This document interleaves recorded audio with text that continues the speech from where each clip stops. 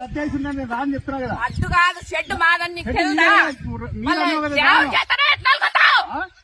చేస్తారని ఎట్లా కొత్తావు వద్దన్నారు కదా, రావు కదా.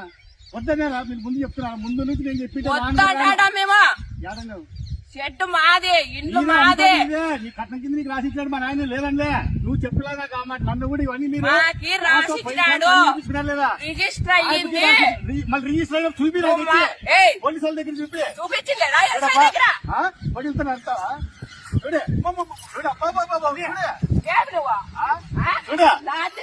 ఏం రాసిచ్చినాడు? నువ్వు తాగొచ్చి ఒక మాట మీరు అర్థేస్తామా? ఒక మాట అనుకుంటావా? ఏం నరక నా మాట సార్.